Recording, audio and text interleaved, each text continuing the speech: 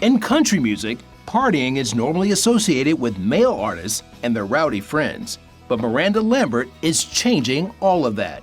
Strapped with a pink guitar and singing into a pink microphone, Lambert struts across the stage more like a hardcore rapper than a country music star. Miranda is country music's undisputed baddest bad girl.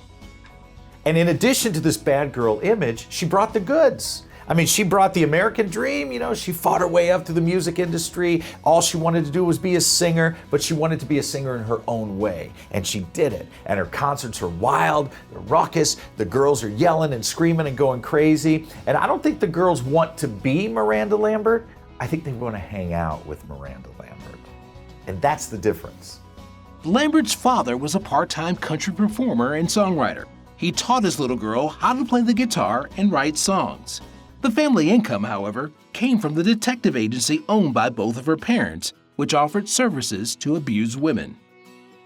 The fact that Miranda's father was a PI or owned a detective agency, I think there's a chance that going back into her childhood, and I don't want to sound like a shrink here or really analyze who she is or where she came from, but I think that she might have been exposed to some different things that a lot of these other country superstars weren't exposed to. It wasn't all about home cooking and getting up and going to church with mom and dad, then going out with the grandparents that evening. I think for Miranda, the dinner conversation probably centered around and focused on the darker side of life. Because of the dangers involved in investigative work, Miranda was taught to shoot a gun as a young girl. As a result, she grew up fast, registering for a concealed weapons permit after going out on the road as a performer. Rick Lambert, who also owned and operated a detective agency. He had a gun, showed Miranda how to use it when she was young. She's even a deer hunter today. And it just sort of cements her reputation as a bad girl with a gun. At the tender age of 21, Lambert released her first major label single, Me and Charlie Talking, off the high-intensity Kerosene album. The album went on to sell over 1 million copies, and Lambert became an instant phenomenon. When asked about her hard-hitting persona, Miranda replied, "I don't write about angels, Jesus, happy days, or kids. I grew up drinking, cheating, and love gone bad." Miranda's appeal really comes from the fact that she's the complete opposite of what we see these country music female superstars to be. I mean, think back to your Loretta Lynn's and your Tammy Wynette's. These were women that were the quintessential girl next door, the perfect wife, the perfect mother. That's what they knew, that's what they lived, that's what they sang about. Well, you fast forward to modern times and you have the modern version of those. You have Faith Hill and you have all of these women who are just the picture perfect image that we all want our daughters to grow up to be.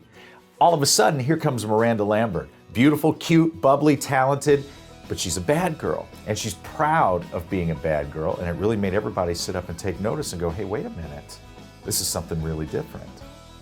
Her next album, Crazy Ex-Girlfriend, was released on May 9, 2007.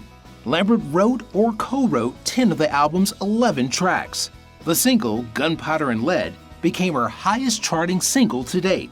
The album solidified Miranda as one of country's newest bad girls.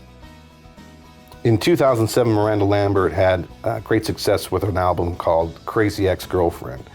And that album actually cemented her reputation as one of country's bad girls. And it's a designation of sort of that angry temperament that's in her lyrics.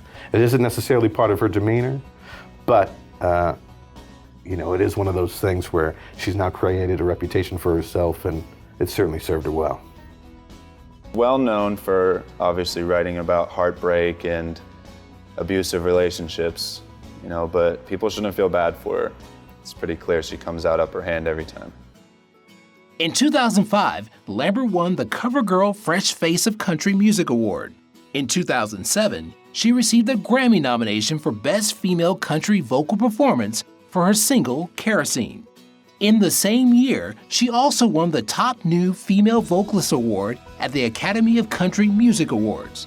1 year later, Miranda won Album of the Year at the Academy of Country Music Awards for Crazy Ex-Girlfriend. Miranda has really achieved great success in not only country music, but the music scene in general.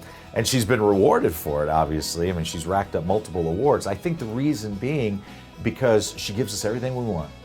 You know, we can safely sit back and really move to her music. We can look at her and say, you know what, that's a pretty girl. That's an attractive girl. Her her concerts or parties, they're fun, they're interactive, they're loud. It gives us a chance to really release. And the videos are entertaining. So she brings it all and she puts it right there for you. And she can be the bad girl without you having to be the bad guy or the bad girl too.